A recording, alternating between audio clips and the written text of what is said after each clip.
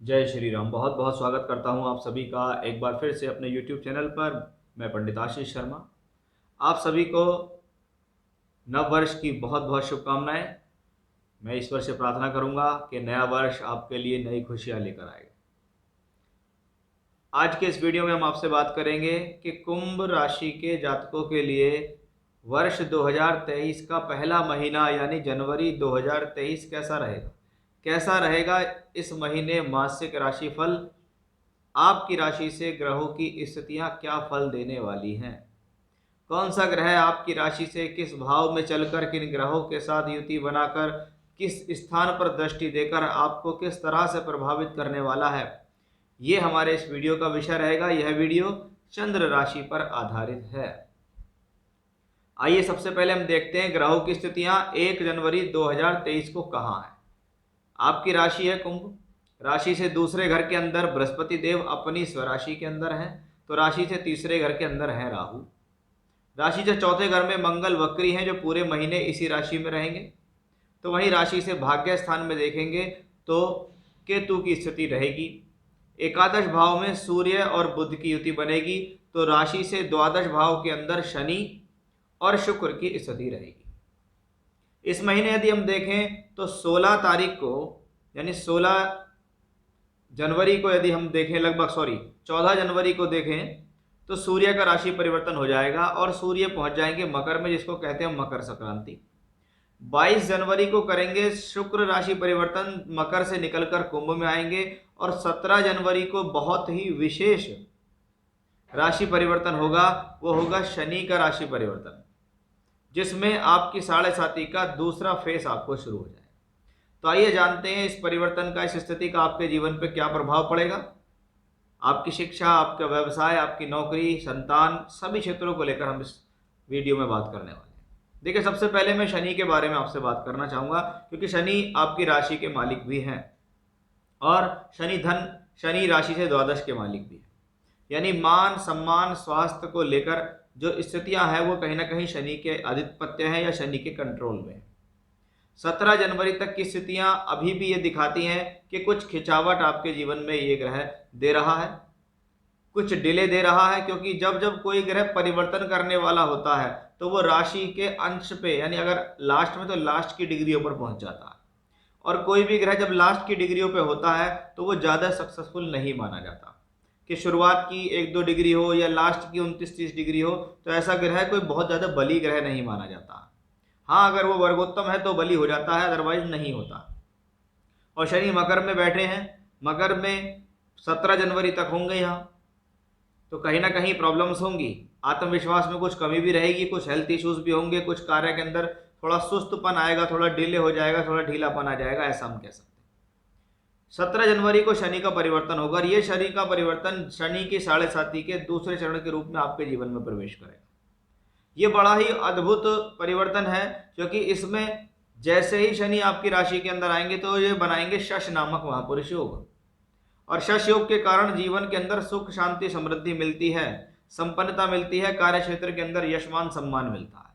आपके health issues को दूर करेगा ये ग्रह, आपके अंदर एक आत्मविश्वास को पैदा करेगा, ओवर कॉन्फिडेंस लेवल आपका बहुत अच्छा हो जाएगा। राशि का मालिक राशि में तो स्वास्थ्य सम्मान के लिए बहुत अच्छा है, धन के लिए अच्छा होगा ये, क्योंकि अब आप कैपेबल हो जाएंगे अच्छी तरीके से काम करने, अच्छी तरीके से धन कमाने के लिए।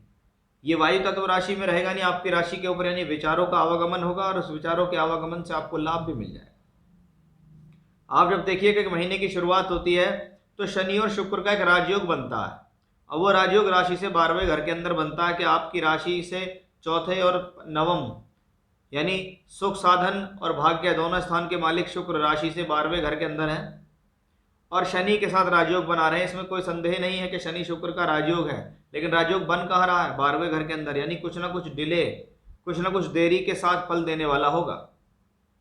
लेकिन शुक्र 12वें घर में बैठते हैं तो बहुत अच्छा माना गया है। क्लासिकल बुक्स की माने, शास्त्रों की माने तो 12वें घर के शुक्र की बहुत तारीफें हुई हैं कि अगर चौथे का मालिक 12वें में गया है तो इसको आप 12वां ना समझ के चौथे से 9वां समझें कि कहीं ना कहीं सुख साधनों में वृद्धि करने का संकेत है, लग्जीरियस सुख देता है, भौतिक सुखों को बढ़ाता है।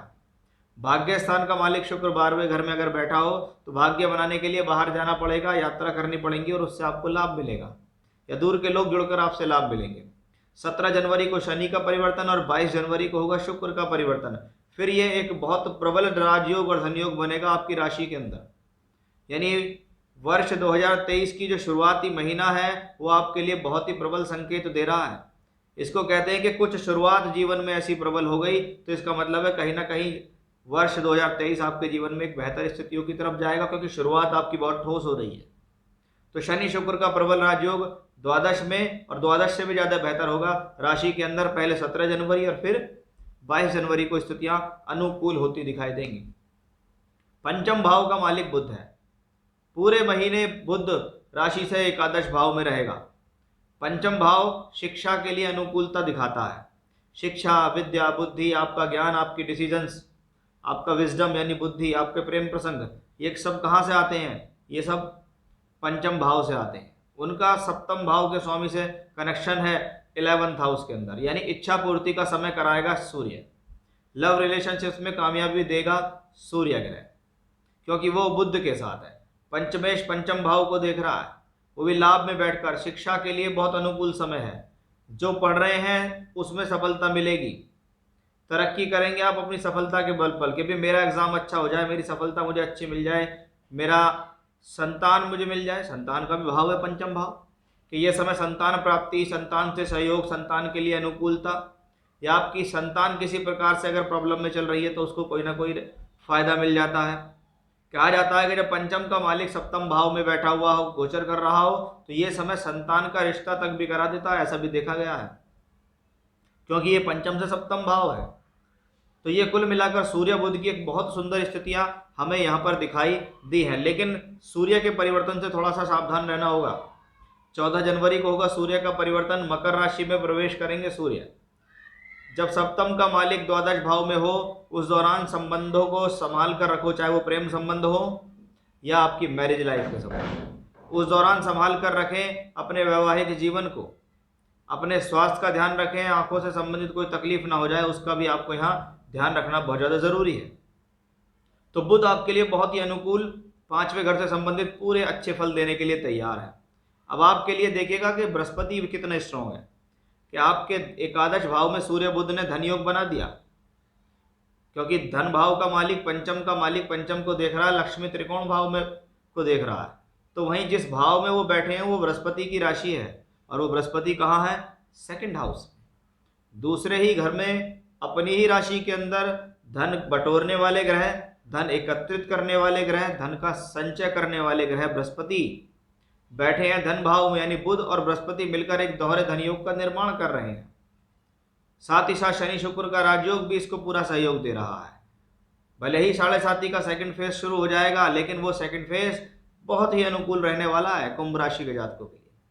अब धन का मालिक धन में लाभ भाव में दो ग्रह अच्छे बैठे हैं, यानी पंचम, दूसरा, एकादश सबको मिलकर एक धन योग बनता दिखाई दे रहा है। अब ये धन योग एक प्रबलता की तरफ जाता दिखाई देता है कि 2nd लॉर्ड इन 2nd हाउस, कि धन का कारक, धन का स्वामी अगर दूसरे ही भाव में अपनी ही राशि में बैठे तो ये धन की कमी नहीं होने देगा आपको किसी के सामने हाथ फैलाने की जरूरत नहीं पड़ेगी।